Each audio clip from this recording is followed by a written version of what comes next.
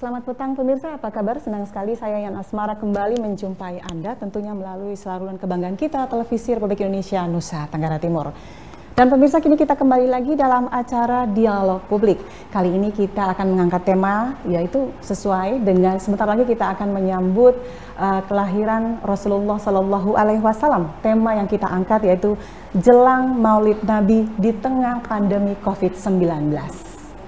Dan pemirsa, kita tahu bahwa memperingati hari lahir Nabi Muhammad Shallallahu Alaihi Wasallam atau biasa disebut sebagai Maulid Nabi telah menjadi semacam tradisi yang bagi umat Islam merupakan salah satu yang istimewa.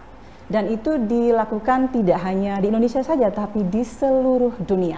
Dan terkait dengan memperingati hari kelahiran Rasulullah Shallallahu Alaihi Wasallam yang akan sebentar lagi kita songsong, khususnya bagi saudara-saudara saya umat Muslim di mana saja berada, kita dalam suasana COVID-19. Untuk itu kita akan berbincang lebih dalam lagi tentang tema kita ini agar kita mungkin lebih waspada lagi dalam euforia memperingati hari kelahiran Rasulullah Shallallahu Alaihi Wasallam.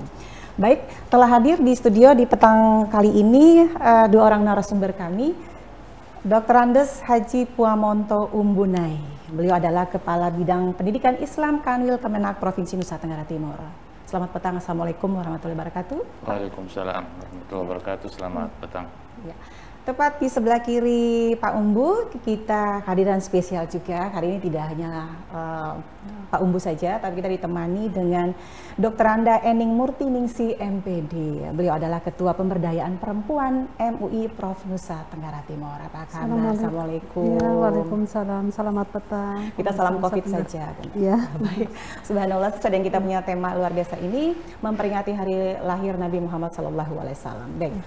Kita kalau berbicara tentang kegembiraan, kemudian rasa euforia itu pasti ada di saat namanya memperingati hari ulang tahun, hari lahir dan lain sebagainya.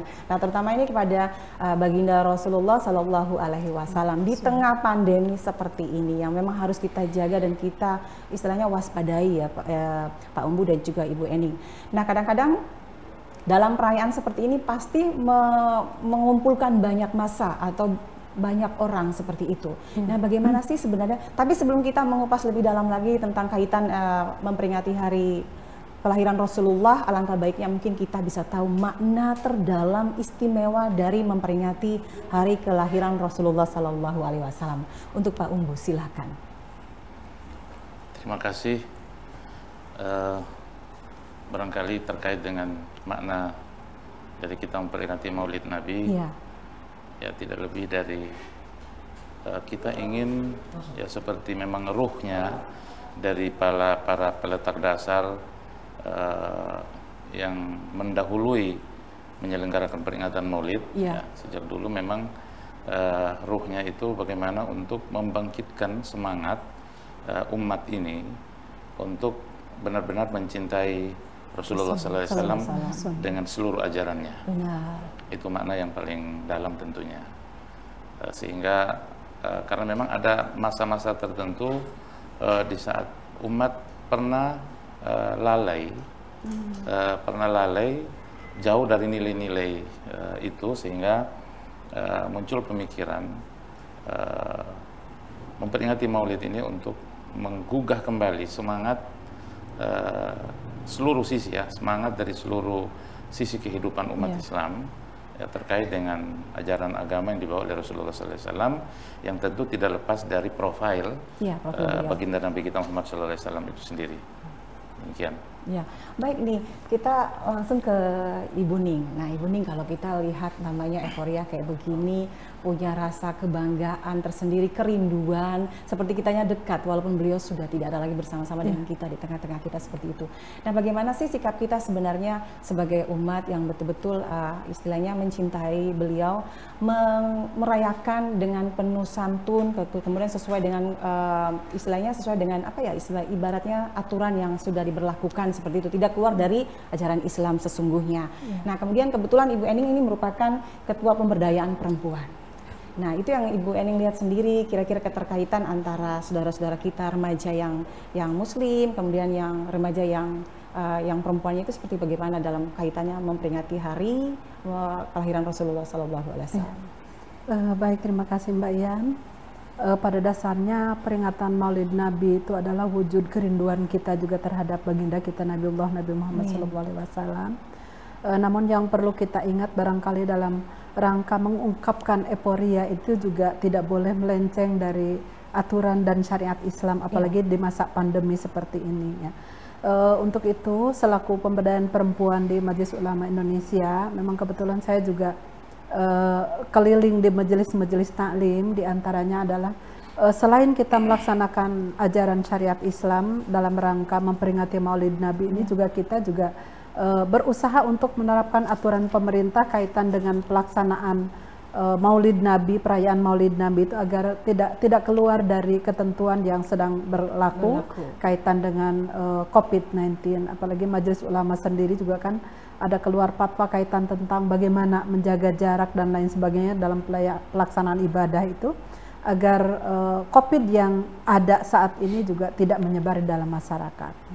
Kaitan dengan euforia pada saat pelaksanaan, saya pikir dengan adanya COVID ini juga ada sisi baiknya, di mana kalau dulu barangkali terkadang karena saking semangatnya kita antara laki-laki dengan perempuan pada saat itu lupa, karena kita saking gembira untuk merayakan Maulid Nabi, entah dalam perayaan ritual dan lain sebagainya.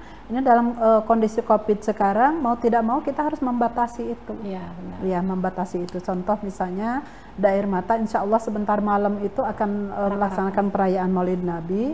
Kalau tahun-tahun sebelumnya kita kan arak-arakan, di situ ketika arak-arakan itu berbaur antara laki-laki dan perempuan. Nah, dengan adanya masa COVID ini sekarang sudah jaga jarak gitu, sehingga ukhuwah Islamiyah dan syariat Islamnya lebih kental pada saat ini, di mana sekarang dari rumah aja langsung ke masjid membawa, misalnya ada yang mau sodako, ada yang mau segala macam ketika perayaan-perayaan Maulid Nabi yang akan diselenggarakan di masjid.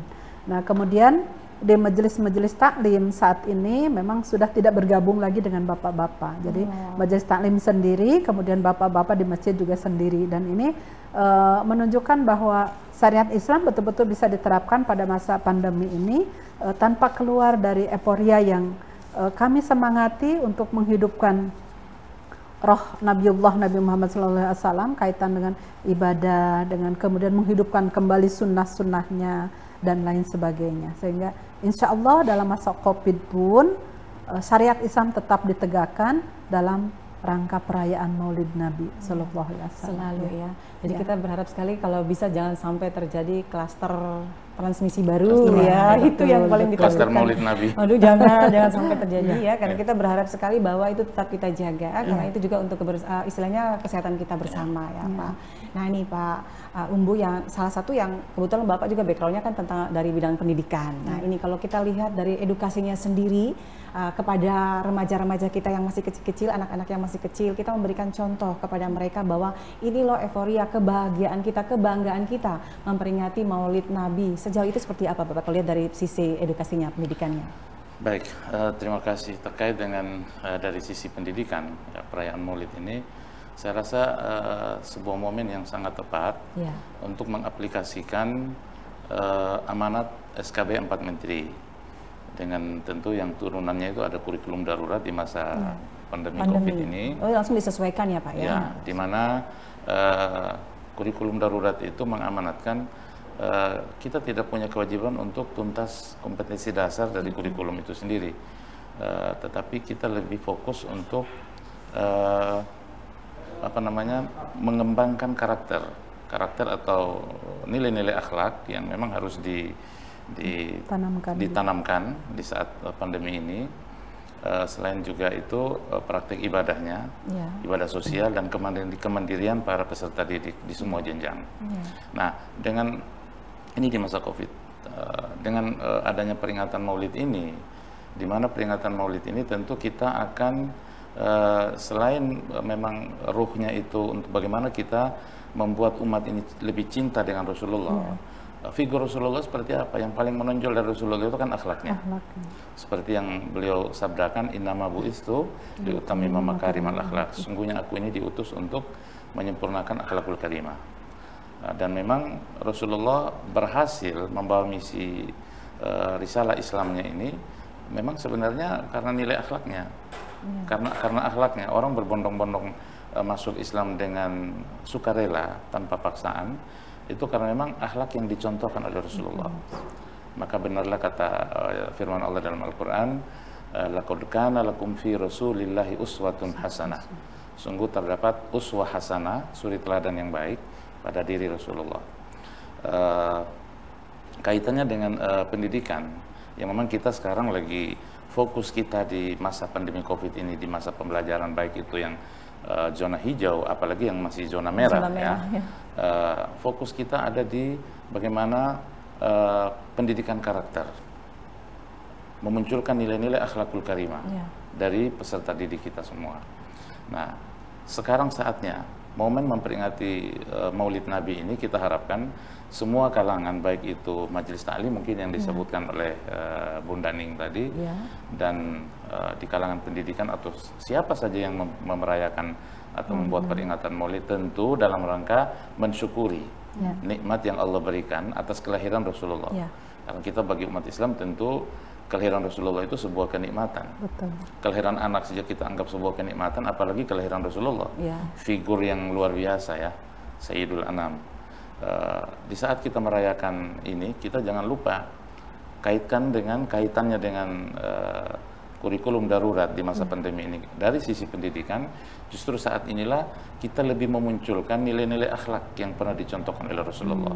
Rasulullah ketika anak-anaknya, ketika remajanya, ketika dewasanya, ketika menjadi seorang suami, ketika menjadi seorang kakek, di semua umur Rasulullah sudah pernah contohkan kepada kita sekalian.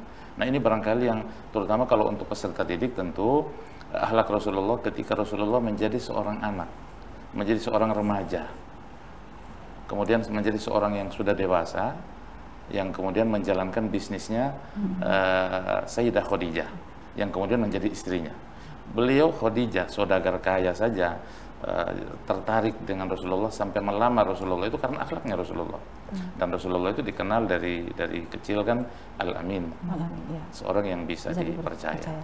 Sehingga nilai-nilai inilah barangkali yang patut lebih kita fokus, ya, kita fokus di peringatan Maulid kali ini, supaya sejalan dengan SKB 4 Menteri yang kemudian melahirkan kurikulum darurat, ya, dengan segala macam petunjuknya itu untuk di semua satuan pendidikan, mulai dari usia dini sampai ke tingkat atas, bahkan sampai perguruan tinggi. Nilai-nilai ini yang momen saat ini, ya, saat ini yang sangat tepat kita memperingati Maulid, fokus kita di akhlak. Ya, saya kira berharap sekali untuk bisa langsung menyentuh, sehingga kita tidak hanya bereforia yang sia-sia, bahkan terlalu berlebihan di euforianya sehingga keluar dari nilai-nilai, keluar dari ruh yang sebenarnya kita memperingati Maulid itu. Kita lebih banyak fokus di casingnya, tetapi maknanya ini yang kita lupakan. Ini jangan sampai seperti itu. Mumpung ini COVID, ya, kita tidak terlalu banyak ruang untuk tidak terlalu bebas, ya, kita dengan mematuhi tetap protokol-protokol kesehatan yang sudah ditetapkan oleh pemerintah, kita tetap harus patuhi itu. Mumpung ini COVID, inilah saatnya sebenarnya. Salah satu kita juga introspeksi diri, kemudian kita bisa menjaga istilah dalam artian. Betul. Kita sudah saatnya untuk lebih fokus pada nilai yang sebenarnya. Nilai yang sebenarnya. Jadi bukan sebenarnya perayaannya yang megah, ramai. Kalau selama ini memang kita lebih mengarah kepada euforianya. Iya, euforianya aja yang lebih merayakan meriahnya, kita lupa, wahnya suatu peringatan. Kita tinggalkan ruhnya. Nah, sekarang ini mumpung COVID ini, kita kembali kepada nilai-nilai yang sebenarnya. Ya. Semua ada hikmahnya, ya. Pasti semua ada hikmah. Ya, salah satu itu. Ya, Allah memberikan. Untungnya Allah hadirkan COVID bagi kita sekalian. Ini sebenarnya banyak hikmahnya. Makanya di Al-Quran surat Ali Imran Allah berfirman, Rabbana ma khalaqta hadza batila. Ini sebenarnya terbukti bahwa tidak ada satu makhluk pun yang Allah ciptakan itu sia-sia. Betul. Ini buktinya. Allah hadirkan COVID memang menurut nafsu kita tidak suka, karena kita harus melakukan hal-hal yang tidak biasa kita lakukan. Serba dibatasi. Tetapi dengan adanya COVID ini sebenarnya banyak makna yang kita peroleh. Nah, disinilah bukti bahwa Allah nyatakan dalam Al-Quran, Rabbana ma khalaqta hadza batila subhanaka faqina adzabannar. Ya Allah, ya Tuhan kami, tidak ada satu makhluk pun yang sia-sia Engkau ciptakan. Covid kan makhluk juga, dan tidak sia-sia Allah ciptakan makhluknya. Subhanaka faqina adzabannar. Maksudnya Engkau ya Allah, maka lindungilah kami dari siksa api neraka. Kenapa? Karena kita sering berprasangka buruk terhadap makhluk-makhluk yang Allah ciptakan, termasuk hadirnya Covid. Bukan tidak jarang ya orang yang menghina, mencaci, mencela, menghujat kehadiran Covid. Bahkan biasnya kemana-mana. Iya, kita mesti lihat maka segeralah kita minta, baik ya. segeralah kita minta ampun pada Allah. Padahal hikmahnya banyak sekali yang dirasakan. Mungkin lebih dekat lagi dengan keluarga, lebih banyak introspeksi diri, banyak hal. Baik. Nah ini berkenaan dengan itu Ibu Eni, kalau kita lihat majelis talim, Ibu majelis talim kira-kira sudah istilahnya dalam artian mereka sudah mempersiapkan diri untuk bisa istilah secara tidak langsung mensosialisasikan bahwa kita kali ini berbeda. 2020 ini ya. Kali ini menyambut kelahiran Rasulullah ini sedikit berbeda. Kita seperti tadi yang disampaikan oleh Pak Embu, tidak hanya euforianya saja, tapi kita lebih mendalami makna daripada perayaan tersebut. Nah, bagaimana dengan istilahnya Ibu Majelis tadi mempersiapkan semuanya itu? Baik Mbak Ian, dengan adanya COVID sendiri sekarang mohon maaf, tugas ibu-ibu itu sudah mulai kembali lagi ke back natural, jadi kembali ke awal. Di mana posisi ibu itu kan Ummu al-Madrasatul Ula. Benar. Sebelum COVID itu ibu-ibu sudah lebih banyak di luar dan mungkin pendidikan anak juga sudah diserahkan ke sekolah semua. Tapi kemudian setelah adanya COVID di mana anak dirumahkan semua, sekolah di rumah, akhirnya ibu mau tidak mau berperan untuk mendidik anak, mendampingi anak dan lain sebagainya. Betul. Sehingga jadi peran ibu lebih diaktualkan lagi sekarang. Jadi peran ibu sudah kembali ke Al-Madrasatul Ula lagi. Ya, sekolah jadi paling pertama. Betul. Akhirnya yang dulu mungkin lebih banyak di luar, lebih banyak ketemu dengan teman arisan dan lain sebagainya. Sekarang mau tidak mau karena tuntutan dari anak juga harus ada pendampingan ketika belajar online, daring dan lain sebagainya. Mau tidak mau perannya kembali ke rumah. Makanan sekarang tidak bisa sembarang di luar, kembali ibu yang menyiapkan. Sehingga banyak sekali hikmah dari COVID ini, sehingga saya pikir ini salah satu positif di mana Allah menegur kita untuk kembali ke rumah. Kemudian dari cara pengobatan, sekarang sudah menggunakan Tibun Nabawi, pengobatan ala Rasulullah gitu ya. Artinya kalau dulu kan sedikit-sedikit mungkin ke rumah sakit, bahkan sekarang untuk ke rumah sakit saja sudah dibatasi. Tetapi Rasulullah itu sudah memberikan contoh jauh-jauh sebelumnya, bahwa obat itu ada bisa menggunakan madu, ada kemudian daun bidara sekalipun itu sudah menjadi obat. Nah, karena kita sekarang dirumahkan mau tidak mau, akhirnya kita mengolah kembali, mencari kembali pengobatan-pengobatan ala Rasulullah, kemudian meniru kembali bagaimana akhlak Rasulullah dalam berumah tangga, dalam pengobatan, dalam segala macam, sehingga kita ingin sehat. Nah, dikaitkan dengan Maulid Nabi, kebetulan pada saat ini, karena tadi sekali lagi kalau ibu itu adalah madrasah utama dan pertama, momen yang paling tepat pada saat ini adalah kembali menggirohkan, menghidupkan diri untuk meniru sesungguhnya bagaimana akhlak Rasulullah di dalam keluarga, di dalam bermasyarakat, kemudian di dalam mendidik anak dan lain sebagainya. Sehingga kebetulan saya memang ada jadwal hampir tiap sore keliling ke Majelis Taklim untuk saat ini penekanan menghidupkan kembali sunnah-sunnah Rasul di dalam keluarga, baik dalam mengelola kehidupan rumah tangga agar kita sehat. Itu Rasulullah itu luar biasa gitu kan, sangat luar biasa, sehingga beliau itu di dalam hidupnya hanya 2 kali beliau mengalami sakit, itu pada saat keracunan makanan, kemudian pada saat mau mendekati ajal. Nah, kalau pada masa COVID itu dipelajari, berarti kita bisa terapkan dalam kehidupan kita sehari-hari, insya Allah kita sehat. Sehingga momen Maulid ini kita mengajak kepada ibu-ibu Majelis Taklim untuk kembali pelajari kembali ajaran-ajaran Rasul kita dalam akhlak berumah tangga, dalam akhlak kesehatan, cara makan, cara minum, cara tidur, semua. Kalau kita mengikuti sunnah Rasul, insya Allah kita sehat. Gitu kan? Ya, termasuk menggirohkan kembali puasa, karena kata Rasulullah, saumu tashihu, puasa sunnahnya diajak.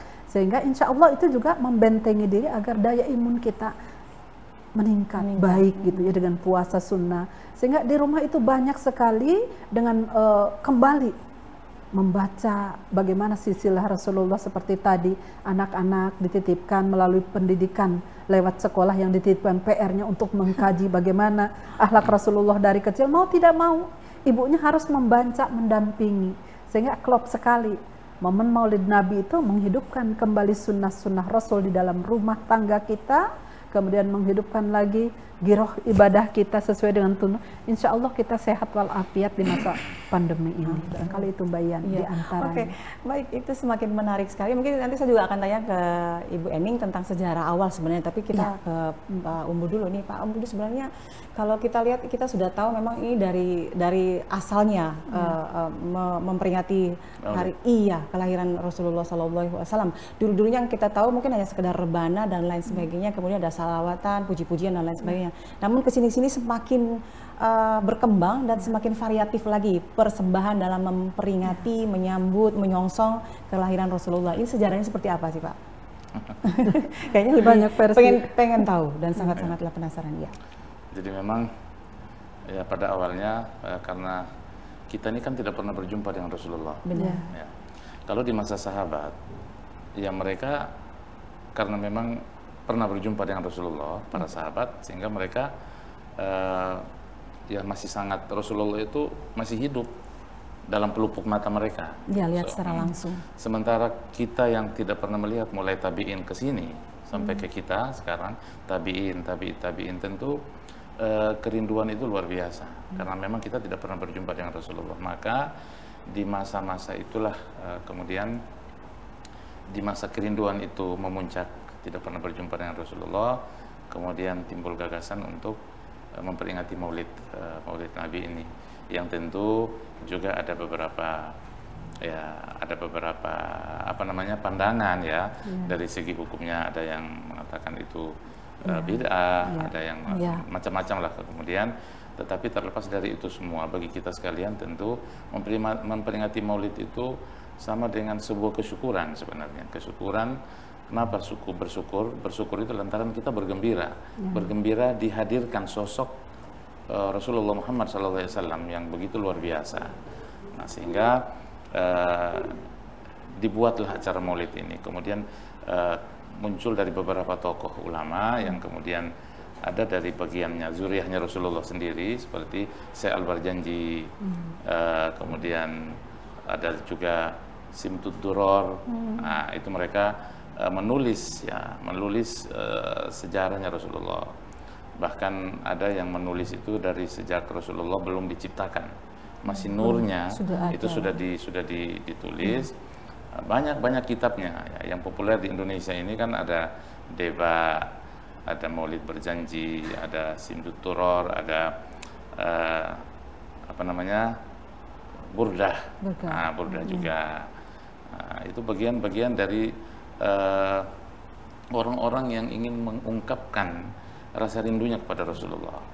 Nah, sehingga akhirnya di acara-acara peringatan itu dibacalah semua itu untuk ya sekedar mengingatkan kembali kepada umat ini, apalagi yang lahir-lahir kemudian, bahwa itu loh diri Rasulullah, itu loh sebenarnya akhlaknya Rasulullah yang harus kita tiru gitu. Ya tidak lebih dari itu sebenarnya. Lalu kemudian menjadi sebuah tradisi di Indonesia. Tentu kalau di Indonesia sejarahnya sejak para Wali Songo, ya awal-awalnya itu dari Wali Songo yang kemudian terus sampai sekarang gitu. Kita peringati dengan membaca Berjanji, membaca Deba itu. Ya kemudian yang akhirnya sekarang ini ya baca tetapi banyak yang tidak memahami maknanya. Padahal maknanya sebenarnya yang penting bagi kita itu kan maknanya yang harus kita gali. Maka penting juga di dalam seremonialnya barangkali memperingati Maulid ini, selain kita membaca itu ada semacam ulasan atau kajian-kajian yang mengungkapkan tentang kepribadian Rasulullah. Yang mau ya artinya yang harus kita tiru gitu, kita tiru. Ini barangkali nilai-nilai pendidikannya, edukasinya untuk umat kita. Ya, sekira pendidikan ini juga kan long life dia. Jadi tidak hanya sebatas mulai anak usia dini sampai perguruan tinggi dan selesai. Kan Rasulullah juga bersabda, utlubul ilma minal mahdi ilal lahdi. Cari ilmu dari gendongan sampai masuk liang lahat. Jadi Mbak Ian juga sama. Semua kita punya kewajiban. Walaupun satu saat nanti kita sudah jadi kakek-kakek dan nenek-nenek, kita tetap punya kewajiban untuk terus mencari ilmu. seperti yang dianjurkan oleh baginda Nabi kita Muhammad SAW, sehingga nilai-nilai utama dari pendidikan itu juga adalah salah satunya akhlak. Akhlak itu yang memang menjadi nilai yang paling ya fundamental, utama ya, paling utama. Ya buktinya aja sekarang di masa pandemi COVID kan, yang diangkat oleh kurikulum darurat sudah, yang lain-lain itu nggak terlalu penting. Yang penting bagaimana menanamkan nilai-nilai akhlak kepada anak. Ini saatnya langsung dibimbing oleh orang tuanya di rumah, dikontrol oleh guru-gurunya, walaupun mungkin lewat daring atau barangkali lewat kunjungan-kunjungan oleh guru-guru. Ya seperti itu barangkali yang kita inginkan, dan ini momen Maulid ini pas sekali. Pas sekali dengan.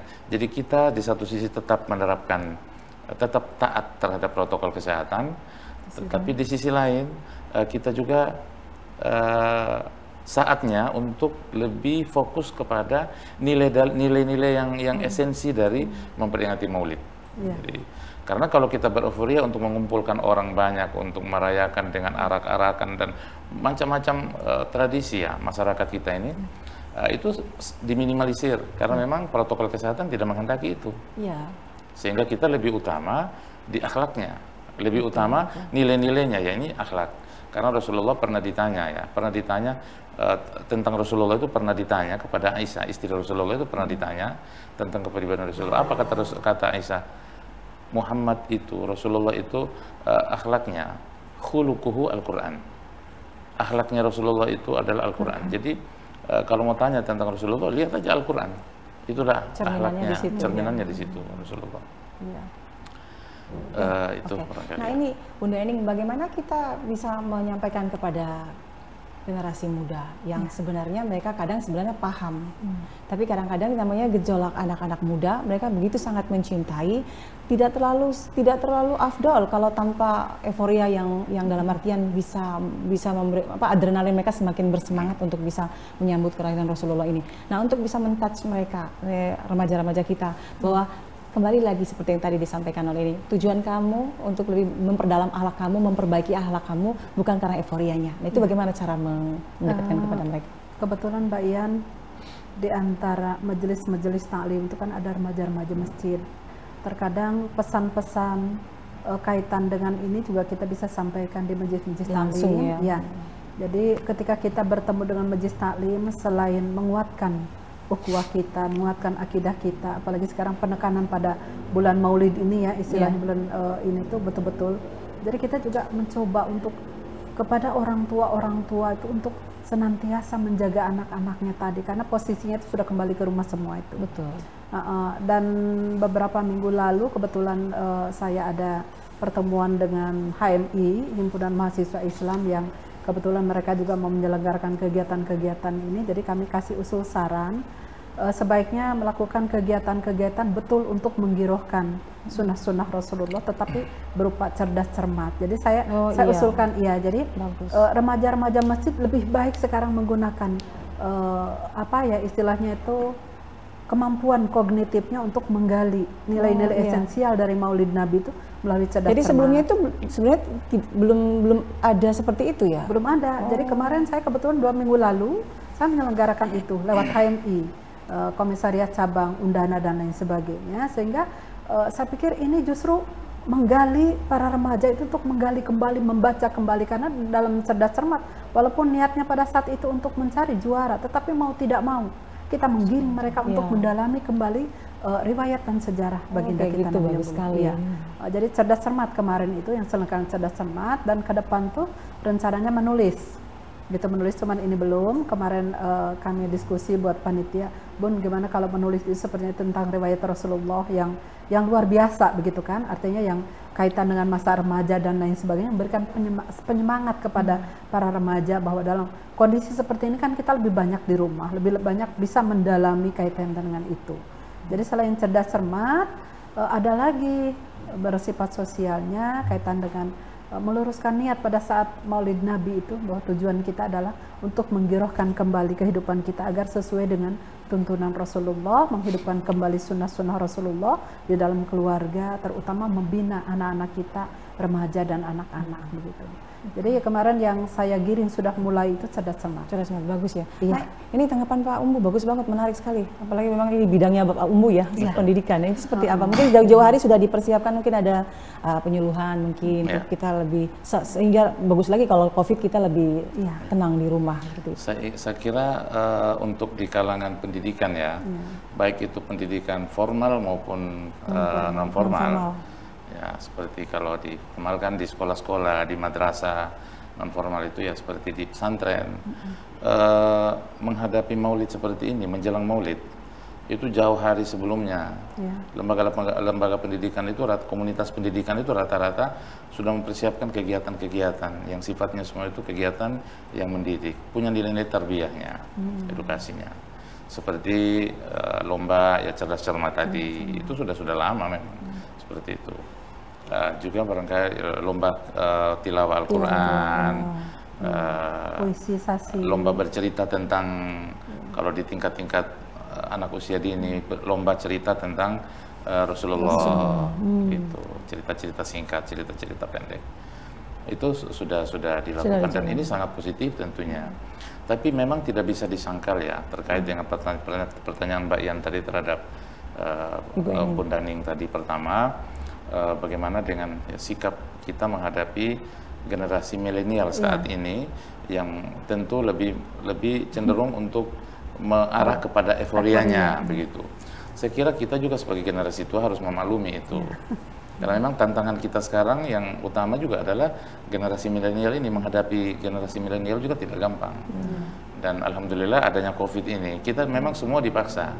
Kita semua dipaksa yang mana menghadapi generasi milenial ini mau tidak mau ya kita harus ya akrab dengan mereka, dengan dunianya gitu. Dunia generasi milenial apa? Ya dunia digital sekarang itu. Dengan ya, itu dunianya mereka sekarang ya, mau tidak mau kita harus terlibat sehingga euforia barangkali yang juga mereka ini kita tidak boleh terlalu saklek juga. Betul juga. Untuk ini mereka, yang penting selama euforia mereka itu mengarah ke positif, kita tinggal arahkan.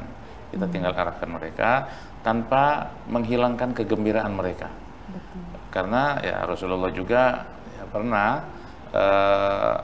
cucunya, kan kita ada orang-orang tua yang kalau sholat saja misalnya, terus anak-anak ribut, anak-anak hilir mudik, mondar-mandir kan marah, ada yang seperti itu. Sementara Rasulullah cucu-cucunya sampai naik ke punggungnya, sampai dibiarkan, karena memang itu dunianya, gitu.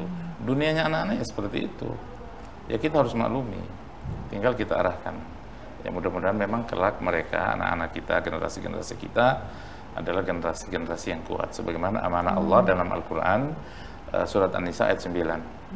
وَلْيَخْشَى الَّذِينَ لَوْ تَرَكُوا مِنْ خَلْفِهِمْ ذُرِّيَّةً ضِعَافًا خَافُوا عَلَيْهِمْ فَلْيَتَّقُوا اللَّهَ وَلْيَقُولُوا قَوْلًا سَدِيدًا.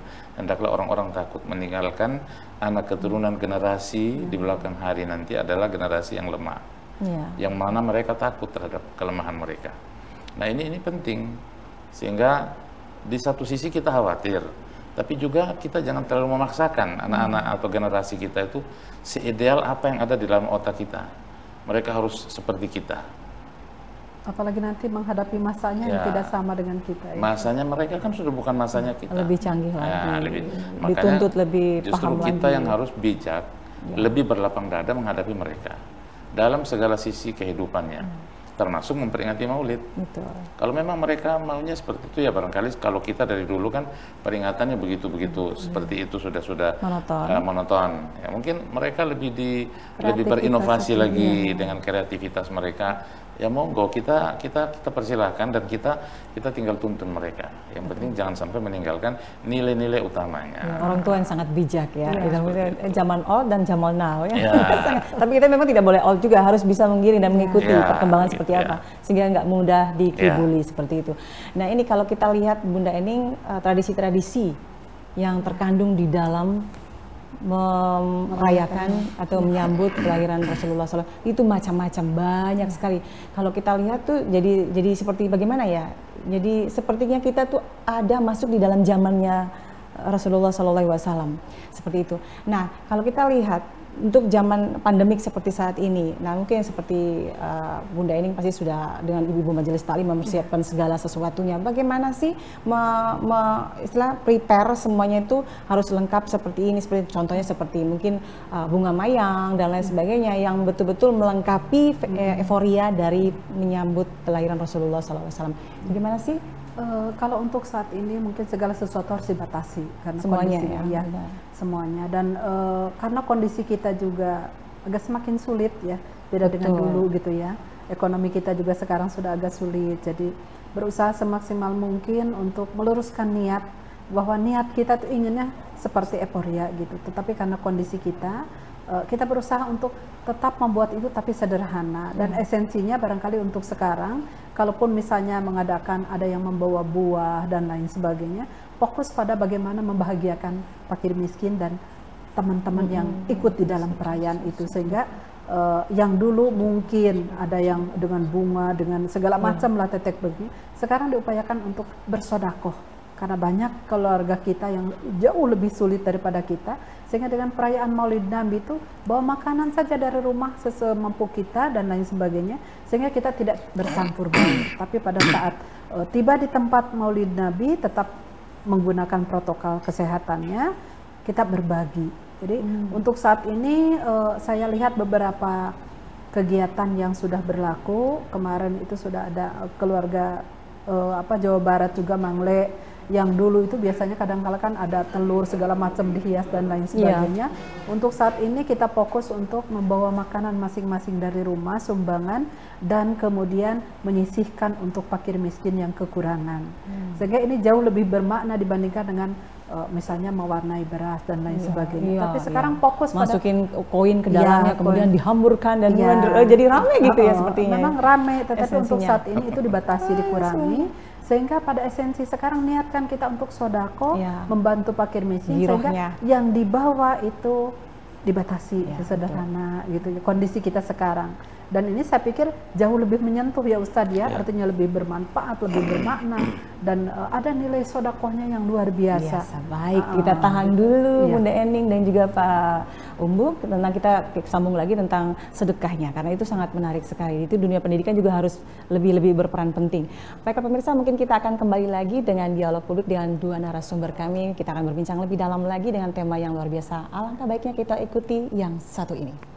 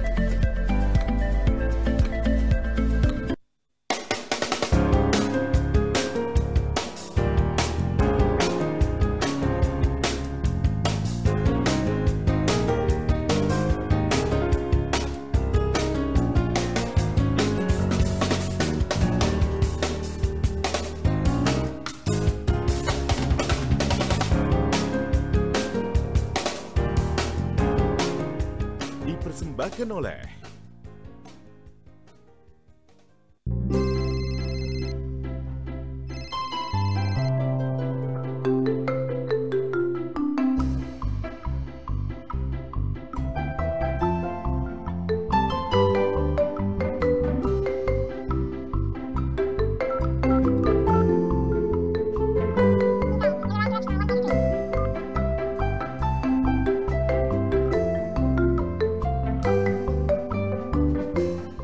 dipersembahkan oleh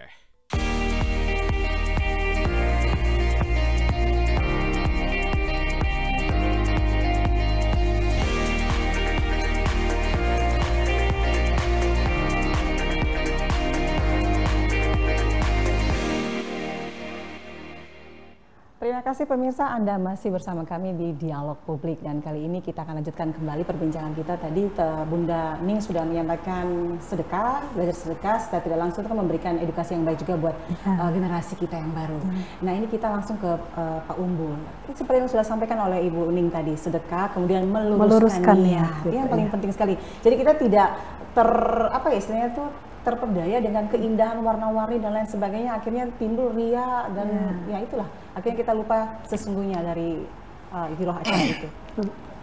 Baik, terima kasih. Saya kira tentang sedekah ini mungkin juga niatnya orang-orang dulu sejak membuat peringatan Maulid itu masing-masing membawa makanan, beragam makanan-makanan, itu memang mereka niatnya juga sedekah. Gitu, untuk ya, kita jangan sampai punya prasangka yang buruk ya terhadap mereka-mereka yang sudah melakukan itu. Saya yakin dengan sebuah husnuzon ya, insya Allah mereka juga sudah niatkan seperti itu, karena memang dengan sebuah motivasi, kisah-kisah atau riwayat-riwayat para pendahulu-pendahulu yang memperingati Maulid itu dengan mengorbankan hartanya, mengorbankan ya materinya, dan kemudian mendapat keberkahan, dengan harapan mendapatkan syafaatnya Rasulullah lah, seperti itu. Nah, untuk peringatan Maulid ini, kalau memang juga kita ada semacam kegiatan-kegiatan mengumpulkan makanan atau mengumpulkan sesuatu yang sifatnya material untuk kemudian kita manfaatkan secara bersama-sama, atau bahkan kita berikan kepada orang-orang yang tidak mampu, pantas untuk menerima, apalagi di suasana COVID ini, saya kira Rasulullah akan tertawa. Ya, Rasulullah akan tertawa, senang, bahagia terhadap umatnya, karena Rasulullah itu memang, ya Rasulullah itu kalau dicari ada di kaum papa dan miskin, ada di tengah-tengah anak yatim. Itulah Rasulullah, akhlaknya yang kita tiru. Jadi bagian dari kita meniru akhlak Rasulullah di saat kita memperingati Maulid, baik juga kita mengumpulkan material dan kemudian kita antar kepada mereka yang memang sangat terhimpit di saat COVID ini. Itu momen yang pas sekali, dan memang niat kita mengikuti Rasulullah. Ini kaitannya dengan meluruskan niat tadi. Betul. Jadi kita tidak penting itu dipublis atau tidak. Kita kumpul kemudian kita bawa dan kemudian kita foto, selfie dan lain sebagainya, kemudian kita publis. Itu tidak penting sebenarnya. Itu semakin berkurang pahalanya. Itu tidak tergantung penting. Niatnya lagi. Kembali ke niat. Maka niat itu menjadi penting. Kita meluruskan niat. Saya terus terang, Mbak Ian, bekerja di sejak saya menjabat sebagai Kepala Bidang Pendidikan Islam di Kantor Wilayah Kementerian Agama, saya menetapkan 3 langkah strategis untuk di dunia pendidikan. Salah satu langkah strategis itu yang pertama itu menata hati. Kenapa menata hati? Karena saya pikir apapun yang kita lakukan, kalau hati kita tidak tertata, sia-sia. Karena Rasulullah bersabda, innamal a'malu binniyat. Sesungguhnya amal-amal itu tergantung pada niatnya. Betul sekali. Begitu wahnya kita memperingati Maulid, tetapi niat kita, hati kita melenceng, kita tidak dapat nilai apa-apa. Tetapi sesederhana mungkin kita buat peringatan Maulid, tapi kita niatkan itu sebagai ibadah, bagian dari ibadah. Kita niatkan untuk kembali menghidupkan Rasulullah di tengah-tengah kita. Walaupun Rasulullah kita tidak pernah jumpa dengan Rasulullah, saya kira itu lebih bernilai ketimbang kita menghabiskan anggaran begitu banyak. Kita bikin acara yang wah, tapi hati kita melenceng. Jadi saya di pendidikan itu memang hal ini harus dimulai di pendidikan, di lingkungan pendidikan. Menata hati itu menjadi penting. Apalagi saya memang dulu ketika dididik oleh guru-guru saya di pesantren, setiap memulai sesuatu, entah itu mulai ngaji, mulai kita belajar, kita disuruh niat dulu. Jadi setiap lakukan sesuatu kita disuruh niat. Saya alhamdulillah sebelum kesini tadi, memang saya berniat, ya niatnya ya kita niat ibadah saja lah. datang ke sini. Mudah-mudahan dialog kita petang ini, selepas maghrib ini, mudah-mudahan punya nilai positif, punya makna dan bisa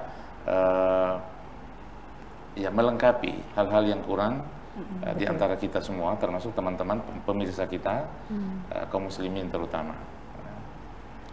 Karena ya kembali lagi tentang menata hati, saya memang sejak menjadi kepala bidang pendidikan Islam, saya mengajak kepada semua komunitas pendidikan Islam di mana saja di Nusa Tenggara Timur ini untuk ya langkah yang pertama itu kita menata hati. Karena saya pikir kepala bidang yang lalu itu sudah berhasil membangun pendidikan Islamnya luar biasa di Nusa Tenggara Timur. Ya.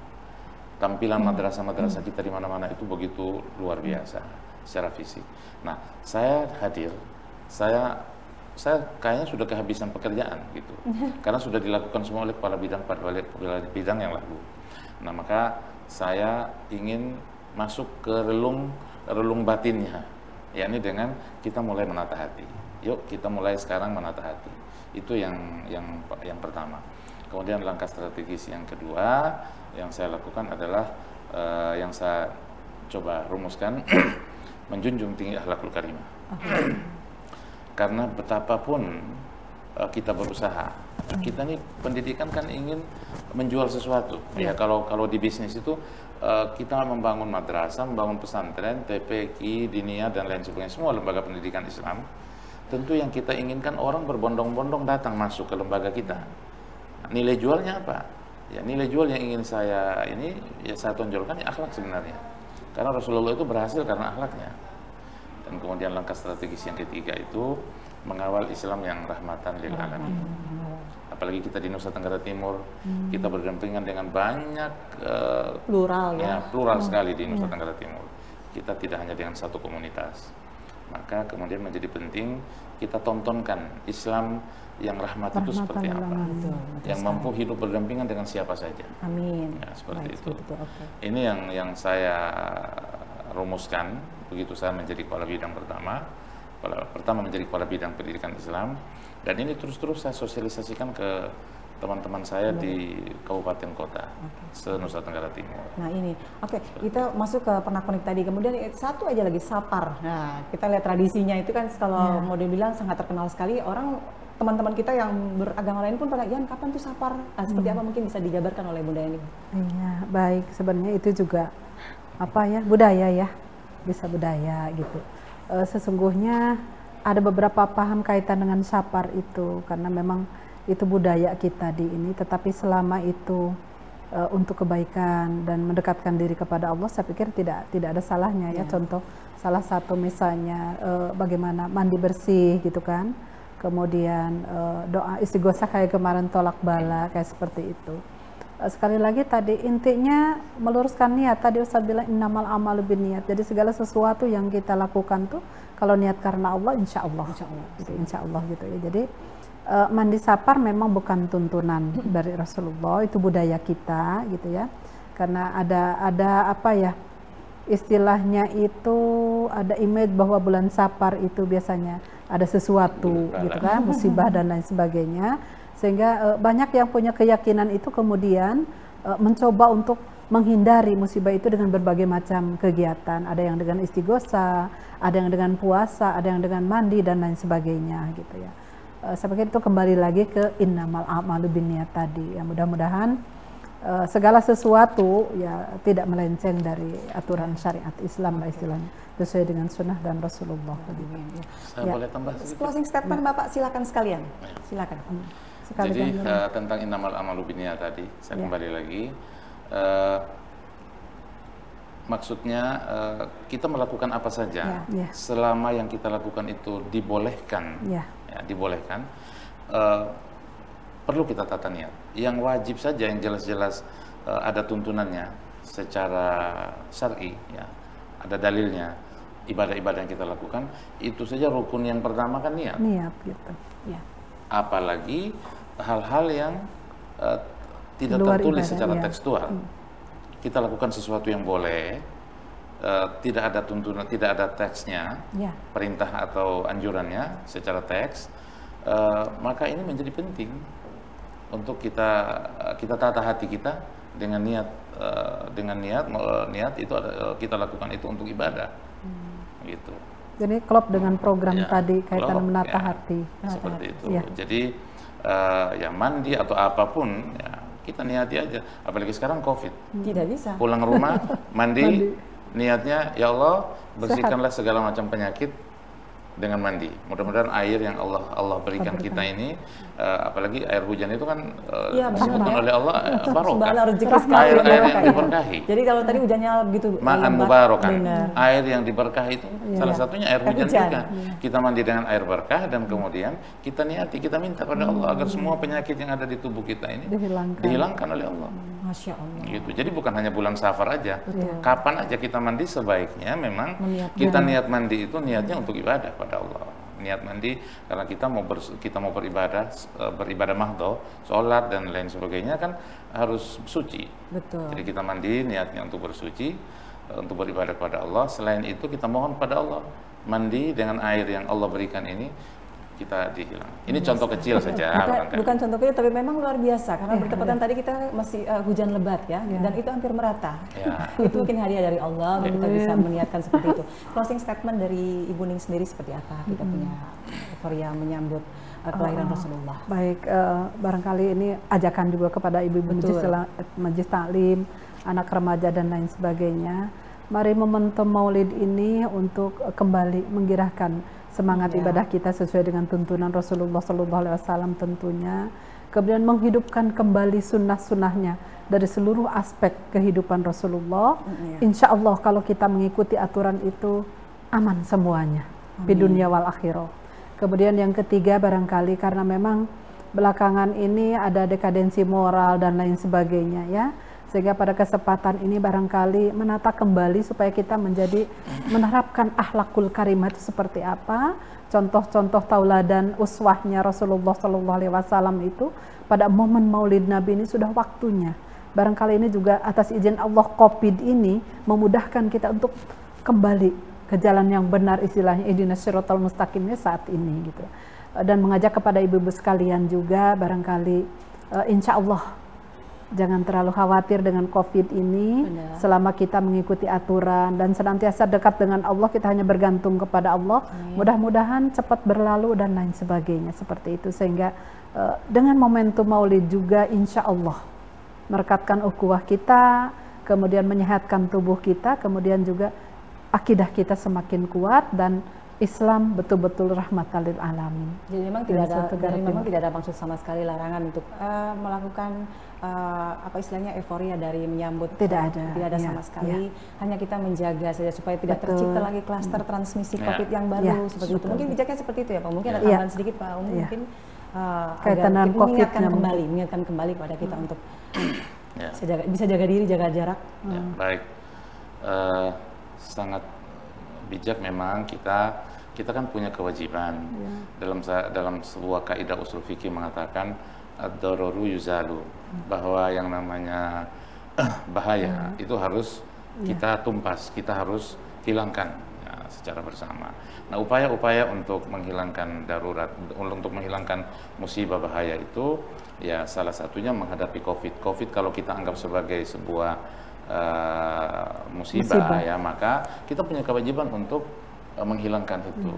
Ya, tentu ya dengan cara-cara yang sesuai sudah disampaikan oleh pihak yang lebih berkompeten. Dalam hal ini adalah kesehatan ya. Cara-cara untuk mencegahnya kita sudah ditetapkan protokolnya. Paling tinggi ada 3M. 3M ya. Mencuci tangan, memakai masker dan menjaga jarak. Ini barangkali kita coba patuhi itu dalam rangka ad-dararu yuzalu. Bahwa musibah harus kita sama-sama hilangkan. Itu kewajiban kita. Sehingga dalam rangka menghilangkan musibah ini banyaklah dibuat kebijakan-kebijakan ya, salah satunya protokol kesehatan ini. Nah, dalam melaksanakan kebijakan ini tentu jika kebijakan itu memang pas untuk di tempat kita, alhamdulillah. Kalau misalnya tidak pas ya, ada kebijakan tambahan dari kita di tempat kita sendiri, ya silakan. Ini sesuatu yang baik. Yang penting kita tetap berusaha untuk melakukan kebijakan-kebijakan itu. Dalam kaidah yang lain dikatakan, kaidah usul yang lain dikatakan, ma la yudraku kulluh la yutruku kullu, segala sesuatu yang tidak bisa kita gapai semuanya, jangan ditinggalkan semuanya. Ya, jangan karena COVID kemudian peringatan Maulid juga jangan sampai tidak ada sama sekali. Tidak bagus. Ya, tetap kita lakukan, tetapi dengan memperhatikan protokol kesehatan, karena ini kita juga dalam suasana pandemi. Seperti itu. Barangkali ya ini sekaligus sebagai harapan untuk kita semua, ya, kita semua para pemirsa tentunya, terutama yang ada di komunitas pendidikan, pendidikan Islam dalam hal ini. Mari kita jaga bersama agar kita tidak menambah klaster, baik itu klaster di lembaga pendidikan atau klaster-klaster peringatan-peringatan perayaan seperti ini. Jangan sampai. Oke, tambahan sedikit harapan daripada Ibu Ening, sedikit aja, silakan. Iya, harapannya kalau saya pada dasarnya kepada ibu-ibu ya, karena ibu yang sekarang berada di rumah, mendampingi anak-anak dan lain sebagainya. Saya pikir mari jaga kesehatan bersama. Sesuai dengan tadi COVID-19 tuh ya, peraturan protokol kesehatannya kita laksanakan, kemudian juga tingkatkan ibadah kita di dalam rumah sehingga kita bergantung juga kepada Allah Subhanahu wa taala, karena insya Allah dengan kita semakin dekat kepada Allah Subhanahu wa taala, apa yang kita inginkan segera berlalu kaitan dengan COVID itu ya, itu intinya. Jadi kuatkan tatanan kehidupan religius kita di dalam keluarga, kita sama-sama berdoa, kita sama-sama lawan kondisi ini, kemudian kita juga cegah penyebarannya sehingga semoga kita cepat berlalu dengan bersama, dengan taat aturan. Iya, badai itu berlalu. Semoga tahun depan kita bisa lebih euforia daripada menyambut Maulid Nabi lebih bagus lagi. Baik, terima kasih banyak buat Ibu Ening, Murtiningsih, dan juga Pak Umbu. Terima kasih banyak sudah hadir di dialog publik di kesempatan kali ini. Tentunya apa yang sudah kita sampaikan semoga bermanfaat bagi kita semua. Seperti yang sudah saya kutip dari perbincangan dari Pak Umbu tadi adalah bagaimana kita menata hati, kemudian memperkuat akhlakul karimahnya, kemudian mengawal Islam sebagai agama rahmatan lil alamin. Terima kasih pemirsa dimanapun Anda berada, kita sudah berbincang luar biasa dengan kedua narasumber kita tentang bagaimana kita menyikapi menyambut kelahiran Rasulullah SAW di suasana COVID-19. Tetap menjaga 3M, yang paling penting adalah mencuci tangan, memakai masker, dan menjaga jarak. Saya Ian Asmara, terima kasih atas perhatian dan kebersamaan Anda. Selamat malam, sampai jumpa.